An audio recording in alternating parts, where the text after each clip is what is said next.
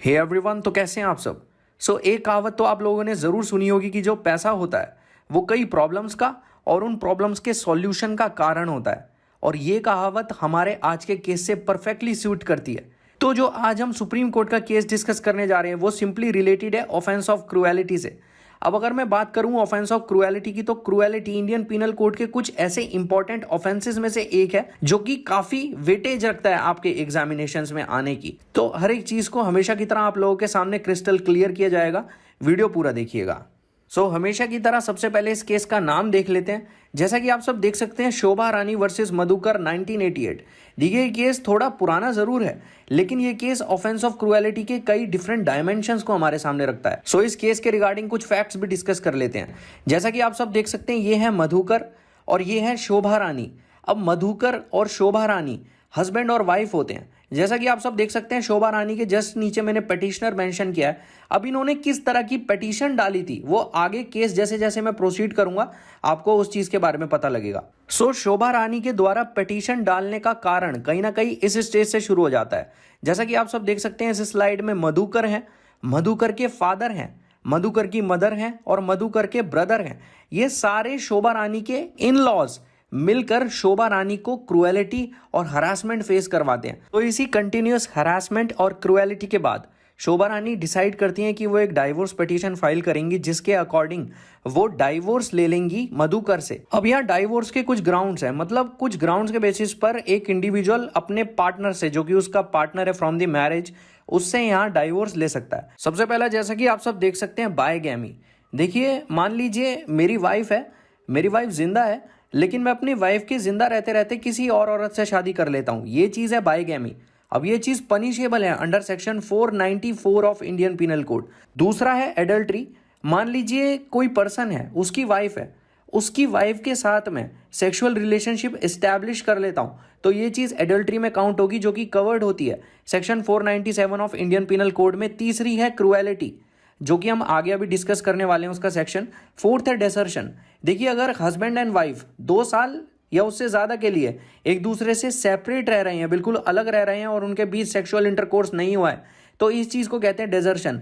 इस ग्राउंड के ऊपर भी डाइवोर्स लिया जा सकता है। फिफ्थ ग्राउंड है कन्वर्जन। अगर कोई पर्सन किसी दूसरे रिलीजन में कन्वर्ट हो जाता है, तब भी हम उस पर्सन से डाइवोर्स ले सकते हैं, डाइवोर्स पिटीशन डालकर। लेकिन यहाँ पे कुछ कंडीशंस भी होती हैं, जिन कंडीशंस के बारे में हम किसी और वीडियो में डिस्कस करेंगे।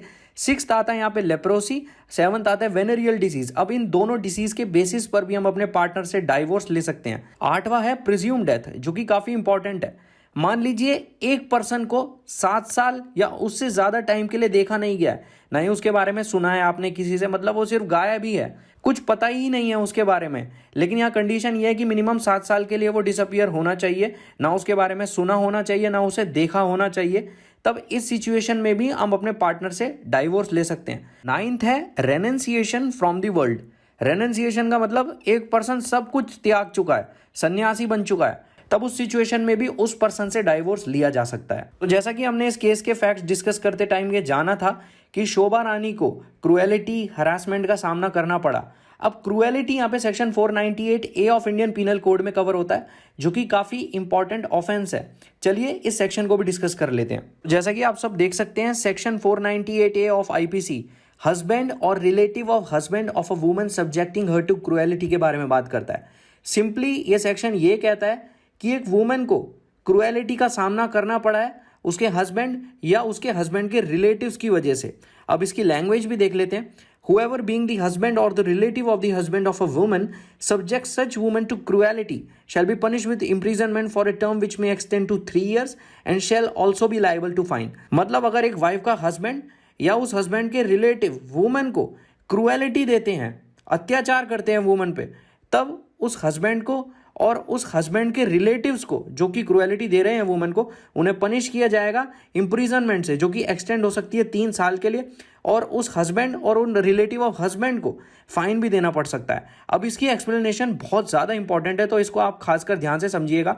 अब यहाँ पे क्रुएलिटी कहा किस चीज़ को जाएगा ये बताया गया है। एक्सप्लेनेशन का ए पार्ट, जैसा कि आप सब देख सकते हैं, वो सिंपली ये कहता है कि एनी विलफुल कंडक्ट, मतलब अपनी मर्जी से की गई कोई ऐसी चीज जो कुछ ऐसे नेचर की हो जो कि वुमन को मजबूर कर दे सुसाइड करने के लिए, या अपने ऊपर कोई ग्रेव इंजरी या बहुत ज़्यादा खराब नुकसान पहुंचाने के लिए, या वो चीज़ वुमन को अपनी लाइफ खतरे में डालने के लिए मजबूर कर दे, इस चीज़ को यहाँ क्रूएलिटी कहा जाएगा। देखिए एक बहुत ज़्यादा इंपॉर्टेंट चीज़ जो एक्सप्लेनेशन ए इंक्लूड करता है कि क्रूएलिटी मेंटली और फिजिकली दोनों टाइप की हो सकती है।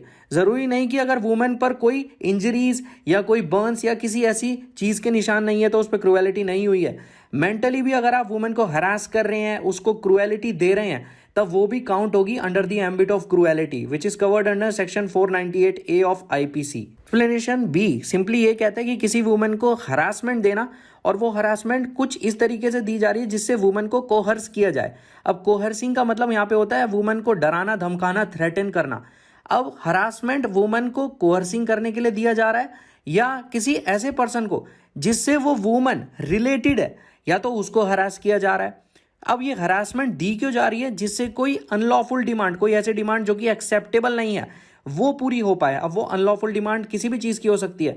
मान लीजिए जैसा कि इस केस में हम देख ही रहे हैं कि जो इन लॉज है वो शोभा रानी को हरास कर रहे हैं मनी के लिए। इस केस में जैसे एक वुमेन को हरास किया जा रहा है मनी के लिए, लेकिन ज़रूरी नहीं है कि मनी के लिए ही हरास करना एक वुमेन को क्रूएलिटी मानी जाएगी। अगर आप वुमेन को हरास कर रहे हैं कोई प्रॉपर्टी के लिए, कोई प्रॉपर्टी की डिमांड है उसे फुलफिल करवाने के लिए, या कोई वैल्यूएबल सिक्योरिटी है, कोई ऐसी चीज़ है जो कि काफ़ी वैल्यूएबल है, उसके लिए अगर आप एक वुमेन को हरास कर रहे हैं, उसे क्रूएलिटी फेस करवा रहे हैं, तब ये चीज़ भी काउंट होगी under the ambit of cruelty. ये बहुत इंपॉर्टेंट चीज़ है। शोभा रानी के द्वारा क्रूएलिटी को डाइवोर्स का ग्राउंड बनाते हुए डाइवोर्स पिटीशन फाइल करने के बाद एग्जिस्टेंस में आते हैं यहाँ हाई कोर्ट। अब हाई कोर्ट एक बहुत हैरान कर देने वाली स्टेटमेंट हमारे सामने रखते हैं। हाई कोर्ट ये कहती हैं कि किसी पर्सन से मनी डिमांड करना गलत नहीं है, क्योंकि यहाँ पे हर पर्सन को किसी ना किसी पॉइंट ऑफ टाइम या स्टेज ऑफ टाइम पर मनी यानी पैसे की ज़रूरत होती है। इसीलिए वाइफ से मनी डिमांड करना उसके इन लॉज के द्वारा या किसी के भी द्वारा गलत नहीं है। तो ये काफ़ी हैरान कर देने वाली स्टेटमेंट है जो यहाँ हाई कोर्ट देते हैं। अब जानते हैं ये केस जब ऑनरेबल सुप्रीम कोर्ट में अपील किया जाता है तो इस केस में क्या एंगल सामने निकल कर आता है। जैसा कि आप सब देख सकते हैं, ऑनरेबल सुप्रीम कोर्ट इस केस में अपनी जजमेंट देते हुए ये कहते हैं कि हाई कोर्ट ने यहाँ जो भी जजमेंट दी थी इस केस के रिगार्डिंग और जो भी रिमार्क्स दिए थे जो कि थे किसी पर्सन से मनी डिमांड करना गलत नहीं है, उस चीज़ को सुप्रीम कोर्ट यहाँ रिवर्स कर देते हैं। मतलब हाई कोर्ट के रिमार्क्स और उनकी जजमेंट को यहाँ सुप्रीम कोर्ट रिवर्स कर देते हैं और सुप्रीम कोर्ट ये कहते हैं कि किसी वुमन से, पर्टिकुलरली किसी वाइफ से डाउरी डिमांड करना या पैसे डिमांड करना सब्जेक्टिंग हर टू क्रूएलिटी माना जाएगा। मतलब अगर किसी वुमन या वाइफ से आप पैसे या दहेज डिमांड कर रहे हैं तो ये माना जाएगा कि आप उस वुमन पर क्रूएलिटी, अत्याचार कर रहे हैं या उस वुमन को हरास कर रहे हैं, जो कि लॉ के द्वारा बिल्कुल भी अलाउड नहीं है और ये चीज़ प्रोहिबिटेड है। अब थर्ड स्टेटमेंट में ऑनरेबल सुप्रीम कोर्ट ये कहते हैं कि डाउरी डिमांड करना गलत तो है ही, साथ ही साथ वो लॉ के द्वारा प्रोहिबिटेड भी है। और इसी चीज़ के चलते जो शोभा रानी की पिटीशन है उसे एंटरटेन किया जाता है। आज का वीडियो हमारे लिए डिस्कस करना इसलिए भी इंपॉर्टेंट था क्योंकि ये वीडियो ऑफेंस ऑफ क्रूएलिटी के कई इंपॉर्टेंट एस्पेक्ट्स हमारे सामने रखता है। मुझे उम्मीद है आज की वीडियो आपको अच्छी लगी होगी। जिस इन्फॉर्मेशन को आप यहाँ गैदर करने आए होंगे वो आपको मिली होगी। Have a great day.